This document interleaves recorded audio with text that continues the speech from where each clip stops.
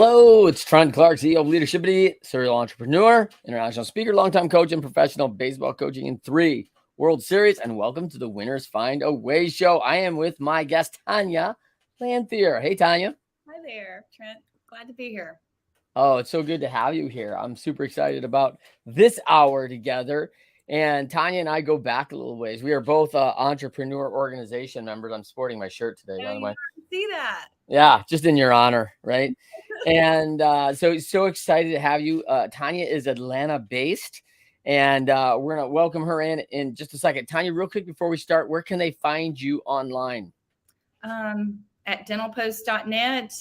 Also, T Lanthier at Instagram, and I'm Tonya Lanthier on Facebook. There you go, and you're on LinkedIn too. I'm on LinkedIn. That's awesome. So perfect. For those joining us, welcome to the show. If you're the first time being on the Winners Find a Way show, this show is all about the big question of solution. Have you ever faced stiff adversity, felt like the losses are mounting? You need to find a better way. I think you came to the right place. I interview 1%ers, and whether you are already an entrepreneur, an athlete, business owner and leader, or just looking to start your journey to being elite, I think this is where you start, because the challenges along the way will be addressed with the challenges along the way for Tonya as she went to the 1%. So let's get to know Tonya here a little bit. Tonya, Georgia girl, born, you're up on the north side of Atlanta, went to Gainesville, CC to do your hygienist work, right? Became a hygienist and said, hey, this is what I'm going to do. You thought this was an area that you wanted. And what I love about you, if you run like a couple of multi-million-dollar brands now, and you have an associate's degree and a lot of additional learning after that, but no bachelor's. Is that right? That's correct. That's awesome. I love that. Thank you. Thank you. Yeah. So school's not everything, people. And we all know, like, the richest people in the world didn't finish their 4-year degree, right? So I love that. Talk to me a little bit. I mean, you've been in the dental hygienist space. You have a passion for matching people up, creating job. You said very at an age coming out of school, you thought like owning a staffing company would be a really cool idea. Talk to me a little bit about how that entered your mind and how Dental Post became what it is. Yeah, I'm gonna kind of step back a little bit here. Sure, let's do that. So you understand why I'm in dentistry. Dentistry picked me. Yes. When I was 8 years old, I was on a bike. The chain came off the bike, so I had no brakes, and I was going down this steep hill and there was a dead end, and I had to hit something to stop, and it was a car. Knocked out my tooth, number 8, and that began my career in dentistry. So I always like to tell people why I ended up in dentistry, and the people were so good to me. Yes. Took care of me when I was a little girl and I was scared, that I decided to go into dentistry. Yes. So that's kind of how my career started. But going back to what you just said, I don't know. I've always just loved people, and it's I had this notion when I got out. I was like, I'm going to start a staffing company, because when I got out, my first job, I went through a staffing service. And then they moved me around a little bit, and I started to realize, oh, they're tainting me. I use that word, tainting me, because what happens is they would put me in an office, and then that office couldn't hire me for, I'd have to not work there 6 months without them paying a huge fee of 18%. Oh, right. Yeah. Then they stopped using you, and they would move girls the route. And I was like, I can do this better. And this is ridiculous, the amount of money they were charging. So I made my cards up. I went and put my picture on it. And in 1995, I went just door to door to door to door to offices. And I said, hey, I'm going to temp. You need a temp to perm is what I was doing. I wanted to find a place that I fit in. And so I ended up temping a lot. And I took a job 2 days a week. And then the rest of the time I temped. But I worked 7 days a week when I first got out of school, because I was determined to get ahead, and I wanted to buy a house. So I worked 7 days a week when I got out. I love that. I love that hard work. You've been, first of all, I love your story and the impact of that moment, right? Like, people in careers have no idea how many impacts they have along the way. I know a lot of people, I've talked to veterinarians, and they had a moment, with an animal at a young age and like went like, whoa, I want to do that. Like they just took care of my pet, and I want to take care of somebody else that way because they made me feel something, right? Like they made me feel important. They made me feel valued. They say, whatever it is. And I love that story. And by the way, you just dated yourself with that. I'm working hard in 1995. She did say 1995, right? Because like everyone's looking at you, Don. You're going, what is she, 31? Like, like it's awesome, right? Because you are a healthy person. You work very hard at your health. That's I've very always important. had the mindset of performing at a Olympic level type, and I had great coaches. Like my coaches, my basketball coaches, my college coach, and then my track coaches were just surrounded me. But I was a good athlete. So yeah. Did you play a sport at Gainesville? Well, I played intramurals at Gainesville. I went to Trip McConnell first, actually, Okay. and played basketball there. And then my scholarship ended, and then I transferred to Gainesville College. So Okay. small, tiny college in the North Georgia mountains where I went and played basketball. Okay. Yeah. The North Virginia mountains. North Georgia Mountains. Okay, cool. Yeah, people forget about that. All those mountains in Georgia, right? Okay, so let's talk a little bit about long time history in the dental, of course, but you've also had some history in real estate. You did that, flipped houses for a while. Always been a hard worker. Where do you think that came from? I was raised by my grandparents pretty much on both sides. My mom's side were farmers. They had cows, pigs, horses. I pretty much ran barefooted in the pasture, and I watched them get up early in the morning, go take care of the animals, and then they would go to their factory jobs, and they worked at the same job for 60 years. Wow. My grandmother would get up, go feed the animals, and then she'd come back and she would cook a full on breakfast of biscuit, gravy, bacon, cut cheese, Heart stoppers. and blackberry jam with pat Yeah. So I saw my grandparents love each other and take care of us and be responsible, and have fun. And that's kind of where I fall with my core values with family and just being productive. I think I get value from that in my life. Yeah. For my worth is adding value to others. And I don't feel like I'm working most of the time. I feel happy, Yes.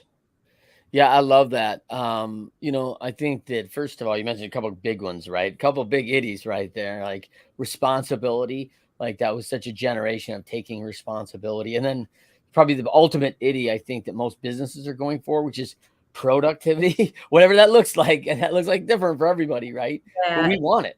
I mean, and if a business doesn't have it, it's like, hey, what are we doing out here? Right.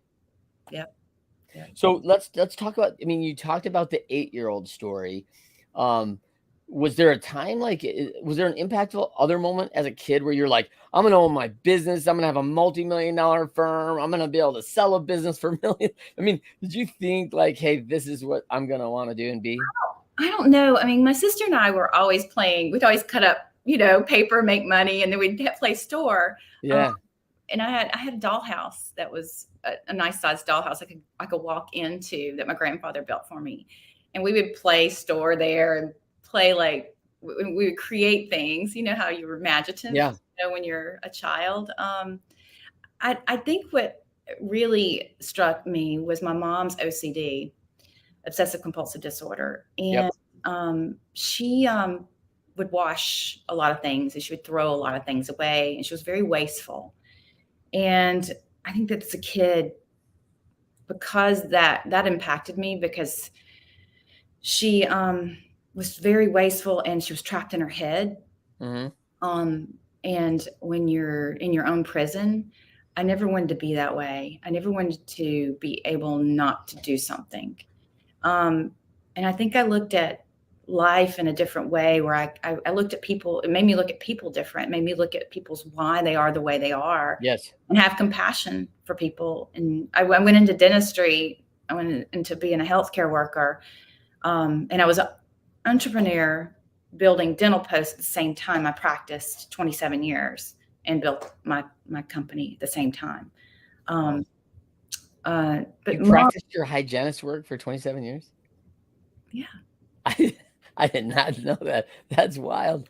Yeah. All right. So, I mean, let's stay with your mom for a second, because, we all have things, right? And I got to think that, I grew up in the Midwest, so a lot of farming. The original entrepreneurs, by the way, right? Like they ran a business, bartered product. I mean, this was entrepreneurial. And we know farmers, everything has value. Nothing is wasteful, right? Like, hey, that's a blade of grass. We could, burn that, start a fire. Anything is like something of value, right? So, so talk to me about how challenging that was as a child for you, with the disconnect of like the grandparents who are probably so resourceful, hardworking, and they're watching their daughter or daughter-in-law just throw things away and like going, no, what are you doing? Like, that's crazy. There's so much value. No, like, stop that. Like, tell me how that impacted you. It's the OCD is somewhat can be it's a mental illness, and it impacted me because, I mean, the stories are so deep. I mean, my mom would take us to like a laundromat. She would wash clothes and then put the clothes in another machine and another machine, because that was contaminated. Yeah. And I was a very clean child and I became a hygienist. So some good things came out of it. Okay. I'm not saying you're so clean. Like, this is like, there's not a speck of dirt in that, Lanthier house. Right. And the thing is, even we go to a store, and if we walked behind a car that was from where my dad was from, because my dad was the germ. Oh, okay.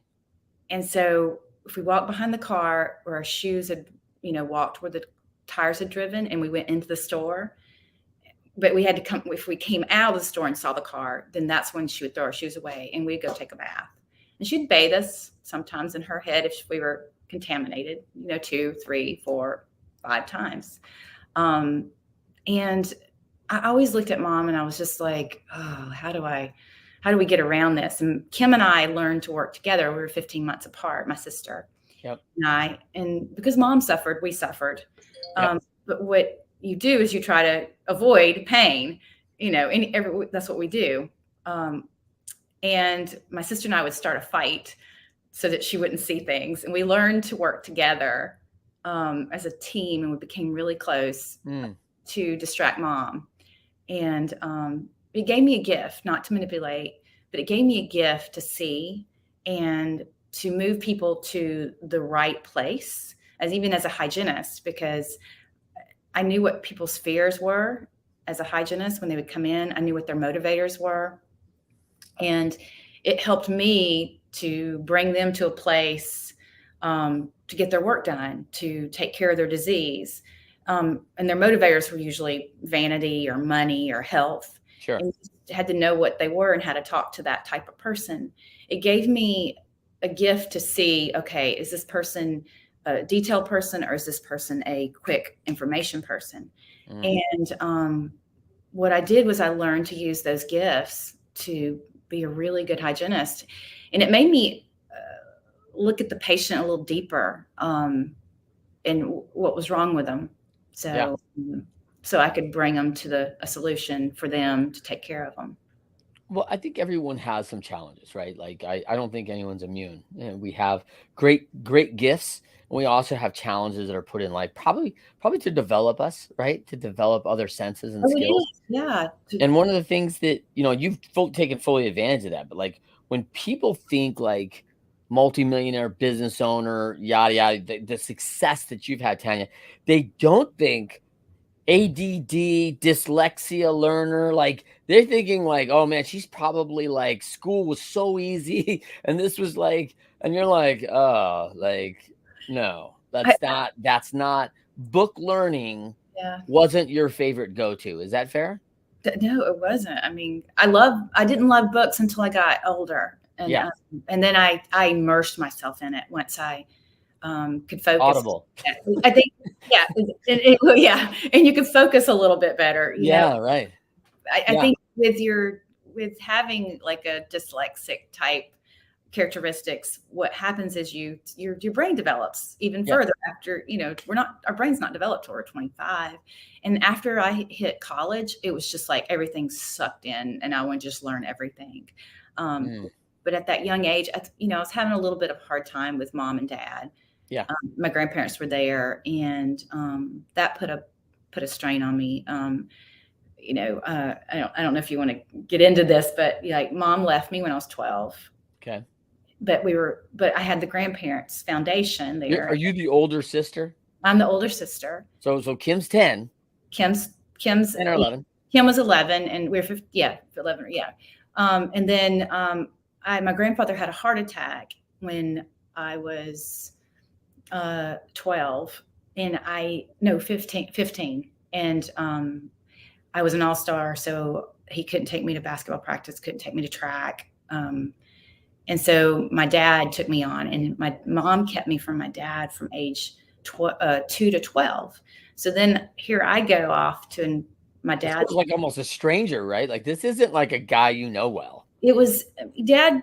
Dad had been a bachelor. You got to understand, he'd been a bachelor. Here comes this little snotty 15-year-old that knows everything. Has had great grandparents my grandparents were there for me, and they were always cooking for me. And she was making my grandmother was making my clothes and put me in these silly things. And I go down to his home, and he's making me wash clothes and paint houses and cut grass, bush hog the front yard, and change the oil in my car. Yeah. He taught me a lot. A lot. I mean, really, you're like indoctrination to independence. Yes. I mean, and by the way, just totally indoctrinated. Like I don't know how ready you were for it all, but yet you figured it out, right? Yep. And so, I mean, and so pretty cool story. This is one of the things I really want to stop here is like talk about our different styles of learning. Like what Tonya's done is she's taken these experiences and she's learned all these things so well. And yet, like I get it that a lot of people don't love school, but learning is a lot of different ways. You went to the School of Business in London. You went to MIT to get upper level degrees of entrepreneurship and different things for business. And that was really important to you. Yet you're not sitting there with a doctorate in chemistry or a doctorate in dentistry or something like that. Like, hey, I've already had 12, 13 years of book learning, and now I want to do more. This is very specific to what you have to learn for success with your organization. Is that fair? Yeah, I had to learn to grow. I had to learn to grow my company. On my dad's side of the family were all entrepreneurs. Everybody had like the hair shop or the machine shop, and then a plumbing business, a heating and air business. They bought rental properties. I saw community created. My grandfather was fire chief for 40 years in Winder, Georgia. They founded the fire department, bought the first fire engine. I saw them take care of people, and these values really stuck with me. But it was they made me work. I learned to work, and you've had this amazing life, right? Like, and it's really cool how these people intersect. I'll tell you another interesting family that you've intersected with. One things that most people don't know about you, right, is that you're pretty close to the Branson family. Like Richard Branson is a personal friend of yours, and you spent some time, significant amount of time at Necker Island in the Strive Foundation. You've done a lot of time and know the family pretty well. They know you very well. Talk about that relationship and how that, like your background and all this from a very different life. I mean, from a very different family life of growing up in London, and he's a hardcore entrepreneur who comes up from not a lot and works hard to develop it. Yeah, the Branson family are precious. They are, they want to add value to their community, to their world.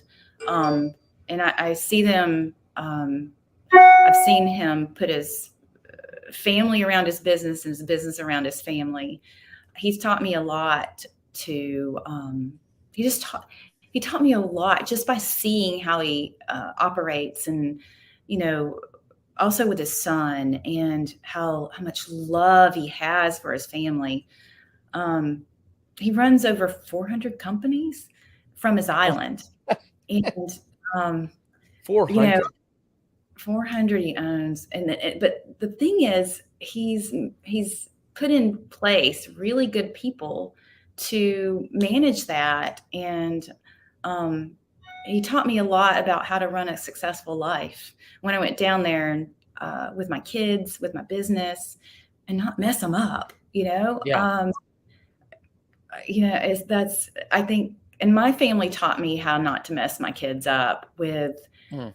making them work and making them understand what a dollar it is to earn a dollar. Now, I'm not perfect in doing that, because once you have a lot, then it's hard to make them um, see it in a certain way. But I've put them in positions where they see ultra wealth to poverty, and I've made them work in my business. They've worked as lifeguards. They've worked. So Yeah. you want to instill those good values, and you want them to be productive children. My success with my kids is if I raise kids that feel loved and they're productive and kind, so they're kind to my grandkids and the generations after that, and pass those values on, because I think we create patterns in our families, um, and those patterns pass on, even the bad ones, and the good patterns pass Yeah. on to the next generation. Both, right? So I think, as I hear that, one of the things that really stuck probably immediately with the Bransons is your shared values. You have a shared value. You started early, like this was impacting other people. How could I make a difference? How could it be better? That was very important to you. I know that's very important to Richard. Like he doesn't do anything that doesn't have impact, right? And he's very serious about that. So all right, let's get a couple questions here for you. Like I wanted to kind of flip over to the show's founded on a very specific quote that I loved from the Four Disciplines of Execution, which is a book by Chris McChesney, Sean Covey, who said that winners, when shown data that they are losing, find a way to win. So in that breath, talk to me about a time in your life where you just felt like you were up against it. This organization, the business, whatever you're doing wasn't going your way, and you're like, "Oh man, this is not what I was envisioning. This is not what I hoping for." What you had to do to hit that challenge, address that problem, move through it, and how it turned out. Talk to me a little bit about that. Oh, it's hard to talk. Let's see. I mean, I can go back to childhood and my teenager years. I know you want the business part of it, but I think the teenager years what starts it off. Okay. When I lived with Dad at 15, he was really Yes. hard to live with, and he wanted to teach me a lesson. So I came home when I was 16. I had a boyfriend, and I missed curfew a couple of times, and it just barely. But Yeah. Dad was pretty strict because he did not have children. He didn't know how, didn't have children, so he didn't have any leeway there. And I wasn't a bad Yeah. child at all. But I come home and my car is packed full of everything I own, and he's like, "You're out of here," and I'm like, "Oh my gosh." And then I was all of a sudden I had an attitude of, I'm like, okay, Yeah. bye. Oh, go then. Bye. So I get in my car and I leave, and I go to my best friend's house and spend the night. So I was like, okay, what am I going to do? What am I going to do? Well, I had a job. I worked at the veterinary hospital, and what I did was I went and rented a room, and I went and bought a mattress. I slept on the floor, and I went and bought those Michelangelo frozen dinners, and I put those in the freezer. And then I went to school. I set up house, and I went to school, went to practice, went to my job. And Dad was like, "Damn, she's like setting up house." And so at that point, She was supposed to call me at 10 a.m. going, "Dad, can I just come home? Like this is yeah. So at that point, Dad was like, he took the car away from me. And so my boyfriend at the time didn't like my dad. Dad didn't know how to, like yeah, manage a, a daughter he never had. And so he took the car away from me, and then my boyfriend let me drive his little Ford Courier that had no power steering. So I could go to school, go to work, go to practice and go to work. And then Dad went to my boss, and he was like, "Henry, I want you to fire Tonya." And Henry's like, "I can't fire her. She's my best employee." Right. And so Henry wouldn't fire me. So my grandmother actually ended up getting mad at me, or not mad at me, but mad at my dad. And she was like, "You need to get that kid back in there. This is embarrassing." And so he came to me, and I remember breaking down and crying because I just wanted to be loved at 16. And I went back into the house. Okay. And he kicked me out again at 18. Yeah. And then my basketball coach and librarian, they grabbed me up and they're like, "You're coming to live with us." And they kept saying, they told me, they said it so much. They kept saying, "You were a good kid." I wasn't a drinker. I did not do drugs. And they kept saying, "You're a good kid." And they said it so many times that I started to believe it. And, that was the limiting beliefs. I didn't feel lovable because of what Mom did and Dad. Yeah. But my grandparents, I always had the underlying pillars with my grandparents. Yeah. They would pinch me, squeeze me, love me, were always pinning me down. But that affected me growing up. And that was a challenge there. That was probably my biggest challenge in my early years.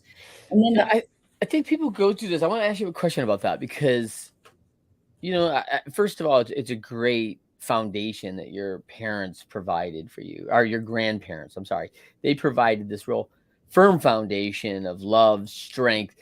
It sounds like, at that age, you knew, hey, if it gets so bad, I can always go to grandma and grandpa's, right? Like, but the heart attack changes things, right? Because all of a sudden, I don't know how grandma's doing it all and all these things. So you got a couple challenges, but speak to that for a second for people that grow up in these homes. I mean, man, I cannot speak to that, Tonya, and I'm blessed for it, right? That I can't speak to it because I grew up in a house where my mom and dad just loved on us, and it was awesome, right?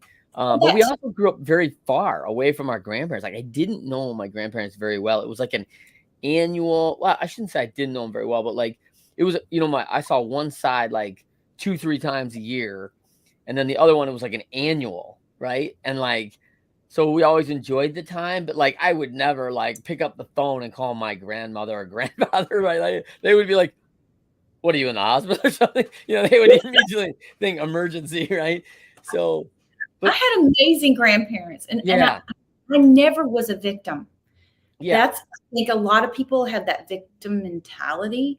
I feel sorry for myself. Yep. I've never had the victim mentality. Yeah, that's what I was going to ask you about, because like I do think that carries. I've had things that haven't been great for me, right? And I just haven't had it either. Like I don't, like you and I know each other. We're close. Like I'm 5'6". Like I was never going to be the center on the basketball team, right? Like, like I had to accept a couple certain things that I'm not the tallest, biggest dude. So I had to work in other ways to make up for that. But I never felt like, I'm screwed. It's not fair because, I'm not as tall as everybody else. Like, well, I'm faster than everybody else. Like, there was other things that I'm trying to make up for it. So I just never had that. But well, I'd like you to speak to a minute, because you've learned so much from your parents, from your mom's challenges, from your dad and him trying to do his best, recognizing like he's not actually an all-star at this thing, having been 15 years out of it,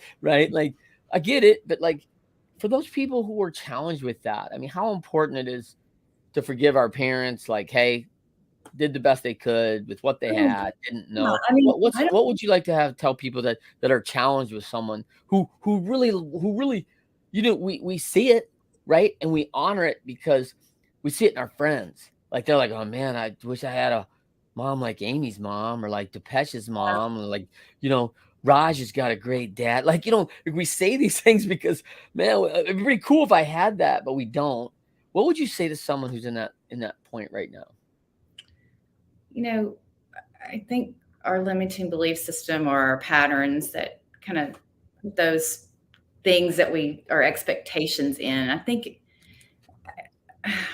like I said, I've never been the victim, and I've always seen people for what they are and not what I want them to be. And I will say, I was mad. I was angry as a child when all that was going on with my dad. And I didn't know where that was coming from at the time. And I had to, you have to move through the process, I think, to get to the other side and see the beauty in it. But, you know, we're not born with a manual of how to be or how to raise children or whatnot. I always tell my kids, I'm not perfect. I don't expect you to be perfect. I love you as you are. And I say that a lot to them because they are around those moms that are there at everything, and that's their life. And I had to balance mine out with my kids and the company. And, you know, it was and then, you know, I had a hard time with being married because as the company grew, I had to manage that as well. So I don't know. I think everybody moves at their own journey and in their own pace. And I'm at peace. I really am at peace where I am and what I've done. And I think that I've had some good mentors along the way, and I've evicted the crazy roommates in my head that wasn't great, or, you know, or called me or calling me dumbass, you know, and, you know, what are you doing that for? You know, I think that you really have to sit with yourself and be happy with who you are. And when you come to that place where you're happy with just being, I think, you know, I think that's where it has to come within. Did you take that lesson like from your basketball coach and your librarian that took you in? Did you take that lesson and really apply that with your girls? Like, you're a good kid, like pump them through, like, you know, it's puppy dog training to me, right? You just catch them doing good, and they're like, oh, hey, I'll keep doing it, right? Like, was that a strength for you? Yeah, I mean, I encourage them. I'm probably a little critical, like moms are. I'm like, you know, okay, you know, they'll walk out of their room. They'll walk out of their room. They got hoochie mama going on up here and hoochie mama going down below. I'm like, I said, you can't be hoochie mommy on up and top and bottom. So I try to make, and I've always been let them have a little freedom, because I think that when you, you know, pull in the kids and you don't let them be who they are, they will rebel hard. I was one of those that would just, I was told I couldn't do things all the time being a girl, and I didn't like that. I was told I had. Let's talk about that for a second. You know, I was told I couldn't do a lot of things too, right? And mine was about size. It wasn't because I was a boy or a girl. It was because I'm not big enough, or I'm not tall enough, or I'm not strong enough. And I remember, you know, I remember a day in my life where that voice was creeping in, like, I'm not enough. And that changed for me with one conversation. How did that change for you? That, hey, people telling, I mean, I had a chip, man. Like, I had a chip, like, going, oh, you don't think I can? Like, oh yeah, I'll show you. Like, I don't ever recall ever going back to somebody and going, hey, remember when you said I couldn't? I just showed them something different. Yeah, I was the same way. I think it started in church. So like my mom's side were Baptist, my dad's side were Methodist. So I go to different churches and I was like, why are the rules different here? And why are the rules different here? So one church I had to wear a dress. I couldn't wear pants, was kind of the rule, or at least it was on that side of the family was said. And then the other one was like, you can wear shorts, you can wear pants. I like this one. You know, they're not putting like strict rules on, and you can learn the fundamentality of it. But that was probably one of the, and then also being a girl, you know, boys would always say, you can't do this. And I would always be their butts in basketball, and I was the fastest girl. I remember in third grade, we had field day, and I beat. I got first place in 50-yard dash, 100-yard dash, all that, and the guys were just hated me because I was beating them. Yeah. I got a funny message on Facebook, and my friend Jason, this is 30 years later, he goes, only thing I remember really about you, Tonya, is I went home and I was showing my ribbons to my dad, and he's, why'd you get second place here, son? He goes, I had to tell him a girl beat me. And he's like, I'm training my kids to beat your kids. And our dad, it was kind of funny, but yeah, it's so funny. Like you do recognize, like, especially when we're young, right? That physicality is there's really very little difference. In fact, there's that era actually about kind of that 5th to 7th era where like the females have matured. Actually, physically, they may be better and stronger, right? Yeah, And they're certainly smarter at that level. And then, but it's weird how it transpires. But I want to pivot to this. What do you think the superpower for you that separates you from others, catapults you to the 1%? I can see patterns in people, Mm. and I understand what their underlying motivation is, and I care. I think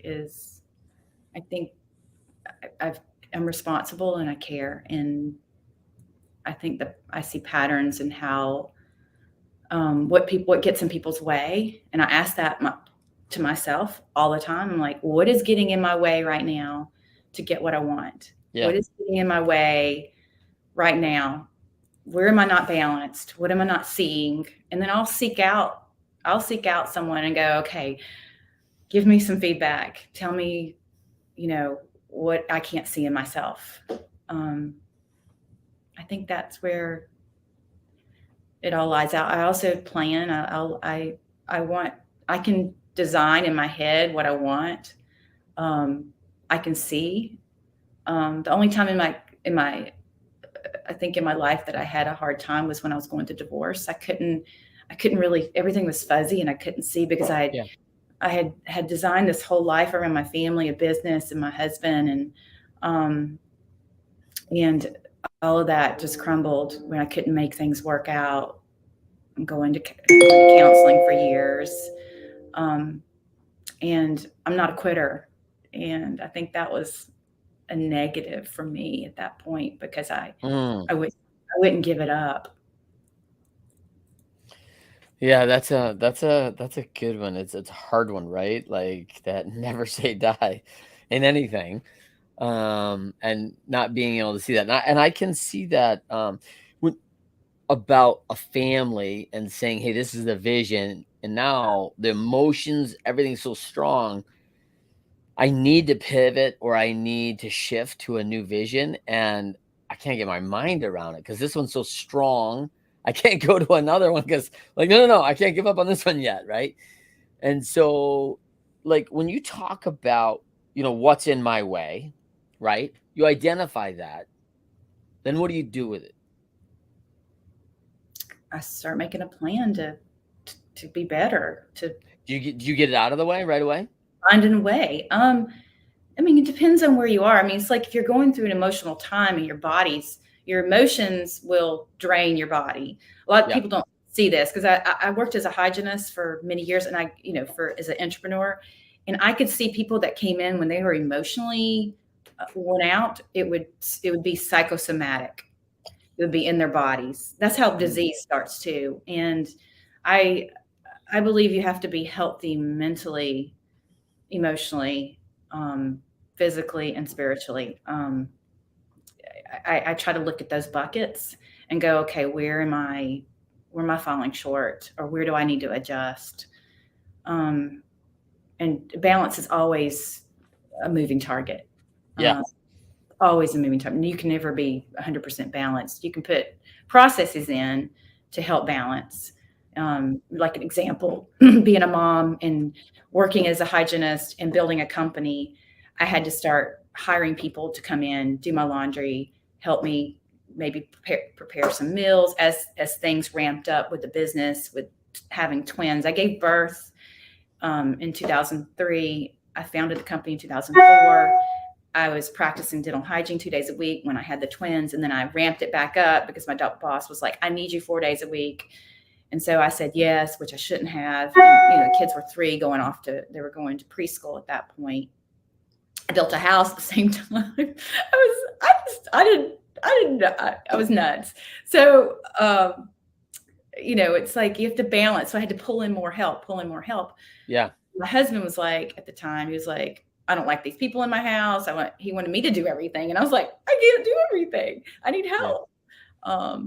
And I was struggling with all that, being a new mom, being responsible, a wife, and trying to manage the logistics. So yeah, and so here's another thing that a lot of people don't know about you is you built a multi-million-dollar brand out of your home. Like you have an office that you've established in your walkout level, right? And it is the corporate HQ of your brand. And we know it takes a village, right, on a child, but like when you surround yourself, let's talk about the team. Let's talk about the team you bring into you. These people became very important for you when you have all this going. I'm trying to be a wife. I'm trying to be a good employee. I'm trying to be a good business owner. I'm trying to be a good boss. I'm trying to be a good mom. Like, so, like, whoo, if you saw my post on Mother's Day, like, hey, I posted my Mother's Day little meme about, hey, I hired some people to do your job today. And there's like, 47 people standing in the front lawn, right? Doing mom's job for her today. And so when you talk about that, talk about the people and why, how you bring them in, how you choose them, how you manage them. Well, let me give you a little background of the company. I was seeing hygiene patients, and then the kids were, I don't know what exactly age they were, 7, 8. I'd hit $1 million in sales, and I just didn't hire anybody until I hit $1 million in sales. It was crazy. I don't know why I just didn't do it. I was juggling a lot, and I hired my first employee. She came to me and it's like, I need a job. Her husband and her were getting divorced, and she had been a stay-at-home mom. And I said, well, you're gonna have to do everything. Like, I'll give you a job, but your hats you're gonna wear lots of hats. And she's like, I'll do it. So I hired her, and then I hired Kyle. And Kyle I knew for, I've known him now for almost 30 years, and he's been in my back. Like, he's been so good. He has still my with back. The company. Huh? He's still with the company. He's been with me almost 10 years. Okay. And he has my back on everything, and he's a good team player. I call him my work husband. I've hired people that they're athletes. I think athletes are winners in a lot of ways. They want to win. Everybody on my team wants to win. I usually have people take a DISC personality assessment, so I know how to communicate with them. Yeah. And I go deeper, like if I'm doing interviews to hire now, I look at a TTI test and look at what their strengths and their weaknesses are, and where I can utilize those the best so that we can win. And I look at what else do I look at? I look at a facet of things and people, but usually if they want to win, their personality, if they're introverted, extroverted, they have a balance of the DISC, where if you're high D, sometimes high Ds can't see themselves. Right. But if they have a balance, they have D and I, and then their lower S or C, you've got a little bit more of a balance. I use that with my company in Dental Post. I put DISC in there, where if you're a D doctor, a high D doctor, and you hire a high D hygienist, you're going to clash. And somebody's got to be the boss, or there has to be give and take. So I use that in my hiring, and I learned that when one of my first jobs, where they gave us personality assessments. Sure. And then I saw it in patients. I could see the patterns in the patients, and I could see oldest child, middle child, youngest child patterns. And that's not 100%, but like your oldest child is usually they want information quick. Your middle child is pretty well balanced most of the time. They can see both sides of the coin. They're good negotiators. And then you've got youngest are usually the salesperson of the team. So those are the things I look at when hiring. Yeah. So a lot of people. Interesting, right? I mean, you just brought up a couple of things. So DISC, for people who don't know, is a personality assessment, Yes. and we use DISC at Leadershipity in great depth, right? Because we Yes. are partners with Wiley. I am a certified DISC, facilitator, and we do DISC for sales, DISC for marketing, DISC for leaders. We do it all, right? It's simple too. Like It's very simple. I teach it as simple. well. And it's patterns. Yeah, it's patterns, right? Yeah. Your D is your dominant, results-driven person. Yep. Your I's are your salespeople. Influencers. They're your cheerleaders, your influencers. I'm an ID. Me too. Your S's are your support people. They're sometimes introverted. Best listeners. Yes. And then your C's are your analytical people. Your CPAs, your engineers, your programmers. Yep. Conscientiousness is what they are. They're very, very detailed and want to be right. They are very methodical. Yes. Very. Yeah, that's good. I think you also mentioned like the birth order is kind of important, like, right? Because you recognize patterns in birth order. And then you talked about athletes. I interviewed a good friend of mine, former president of Amway North America, and he only, he hires athletes, right? And he talked about that as being so important. Jim is his name. He's a former athlete at Grand Valley State, played football there. And,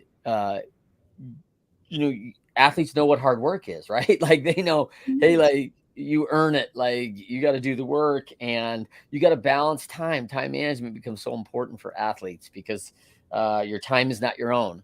And so if you want any of your time your own, you better learn how to manage it, right? So, and the competitiveness side. So 3 huge kind of things to really, and what I like to talk about here, Tonya, is, to get a great team, for me, I think it's really important to know what motivates people, what drives them, how they learn, what do they want? What's their end game? Like where do they want to end up on the journey? Do they want to be the COO? Do they want to own their own brand? Do they just want to, hey, I need to work 6 hours and I got big responsibilities outside of here. This helps me get there. And this is just a vehicle, and that's okay too, right? Like, and so you put a lot of time and effort into getting the right people on your team, and then knowing, probably one of the things that's really important to me is knowing how others learn, right? And you're finding that through the DISC and some other tools. Is that fair? Yes. And yeah, there's also core values in there. And also I tie what their wishes are, the employees' wishes are, to the company. So if I have them list out, like, what are 3 things that you'd want to do? You want to go to the Braves game? Do you want to go to the World Series? What is it that you tie what can my company help achieve with them? And what can they help achieve the goals, your common goals together.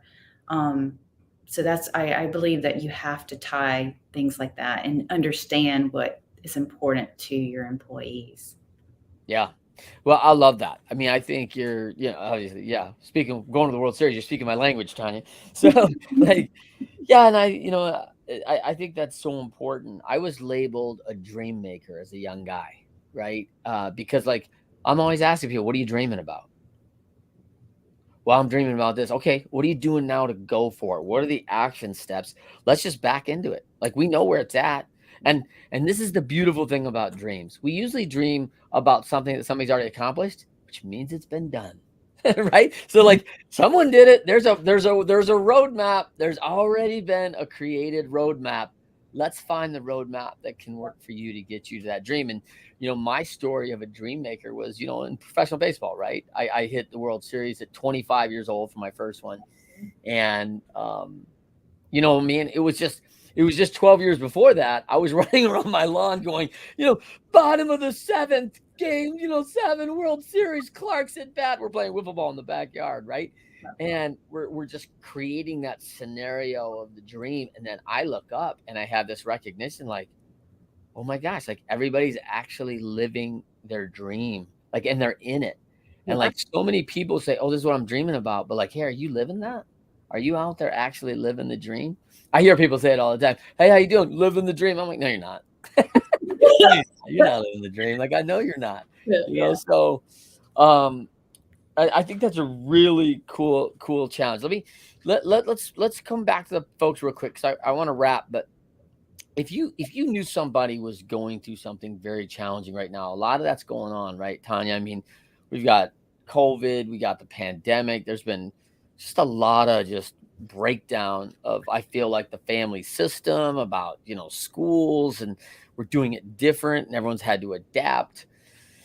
Someone's going through something, what would be one belief, value, or action that you would recommend they take right now in this journey as things get hard, to get back on their road to the direction they want to go? I think people let things irritate them more than they should. And I think I always ask, does it really matter? Is this going to matter? My grandmother used to say, is that going to matter? It's like the toilet paper. If it's over or under, does it really freaking matter? Because it gets the job done, right? Yeah. Yes, it's got to be over, but yeah, that's fine. I mean, really, you know what I'm saying? Yeah. It's also like, you can be right, or you can be married, or you can be right. Yeah. That's a great quote. I'm gonna use that one. You can be right. You can be right. You can be married. Oh, that's good. So, yeah. I mean, really, the little things are is it worth it? Is it worth being miserable? Is it worth the fight? Is it worth? I think the people that really can move through. I've been through a lot my whole life, and it's like, you look at things, and the little things that people grab onto. I don't know. It's like Tony Robbins. Where does your need come from? I think that's so important to understand. Does your need come from power? Does it come from love or community? Does it come from being significant? Do you have to wear that watch to look important, or does it really matter? Yeah. Money is. I think, and that disc really is important, because that a lot of times that will define what people's need are, right? Like when you talk about, that we talked about that C category, that conscience, that engineering, that CPA background, that someone who's very good with analytics and data, there is a significant desire to be right. Yes. And it's a need. I need to be right. And they're willing to work very diligently to prepare to be right. So I'm on the dating app right now. And I was looking through the dating apps, and I've gone through several. Don't tell people what app that is. You might get bombarded.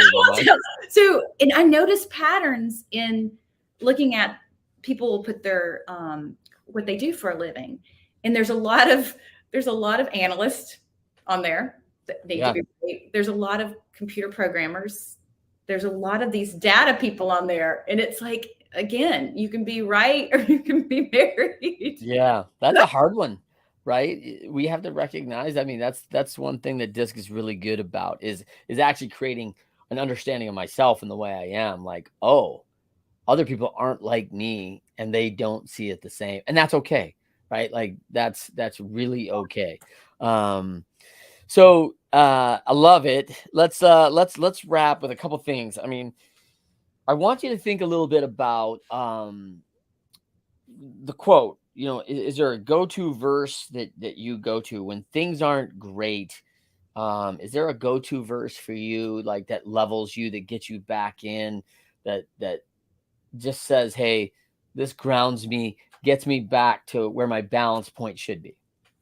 Yeah, it's my will to succeed is greater than my fear. Love that. Yeah. See, winners find a way. As I'm telling you right now. I had this quote today thinking about our time together, and I pulled something from Jim Collins We succeed at our very best only when we help others succeed at theirs.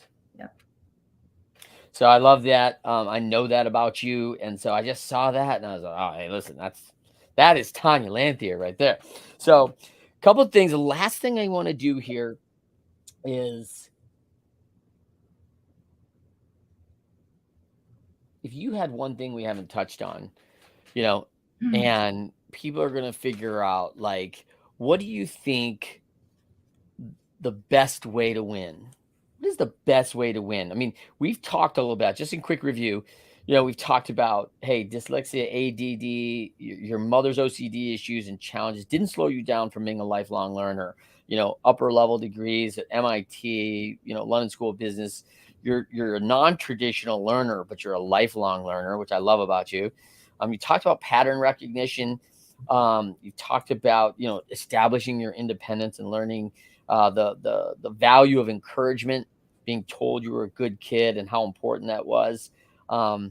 Being able to have that visibility on what's in my way, and then you're just not a quitter. And also thinking about, as people go through, kind of focused on what we do get to control and the things we get hung up on. Hey, does it really matter? From your grandmother, it's such a, does it really matter? Is it worth it to get bent on that? And then the value of how you look at employees, right? The DISC, the birth order, the athletics, understanding their values, what their drivers are, what their dreams are. I mean, very important. What would any other last tip that you think that's just best way to win? I think create something bigger than yourself. Love that. And I think my wealth right now is to be able to do what I want with my time. I think time is, you can make more money always, but you can't make more time. I'm very efficient with my time. I really love that quote, because what I've learned is someone who creates something bigger than themselves, they are winners, and they find a way to grow into it. They find a way to grow and to manage this bigger thing. Like, hey, I don't know how I'm going to manage it. Hey, guess what? That's okay. Like, you can learn. Probably most people aren't so comfortable with this, but a lot of my friends are very comfortable getting in a plane and taking off and going, all right, Tonya, we got to build the landing gear. Like, wait, we have no landing gear? Like, yeah, but we got instructions and stuff. Like we're gonna be able to figure it out. Like, and we got a lot of fuel. We can fly for a while. Like, but people would be like, oh my gosh, I can't move. I gotta stop. We're gonna die. Like, the fear of that, as opposed to getting focused on what I can do to resolve that challenge, is a huge one. I think with my I was a healthcare professional, but I wanted to add value to people's lives. And then starting Dental Post, I put food on the table for people. I put a roof over their head. I give them a job. I give them dignity, and where they value themselves. And I saw a program through EO where a lady comes in and she brings a program into prisoners, and they were developing skills, and they bring their families in, and how proud they were that they had developed the skills to get out of prison and they could get a job. It's contribute. Yeah. That gives me happiness. There is in what I love do that every day. Love it. All right, for everybody, thank you, Tonya, for being here. For everybody else, where can I find you again, Tonya? Dentalpost.net. There we go. Dentalpost.net. For me, I am at Trent M. Clark, or Leadershipity, and all the social media handles. You can look for our upcoming book, The Pyramid of Leadershipity. You can DM or email me on that assessment, actually, at Trent@leadershipity.com. Hope you've enjoyed today's episode. We work hard and continue to find the 1%ers and deliver, so we can listen on how winners find a way. Rate us 5 stars. Share our episode. We'd love to see you back. Thank you so much for being here on the show today, Tonya. Love seeing you as always.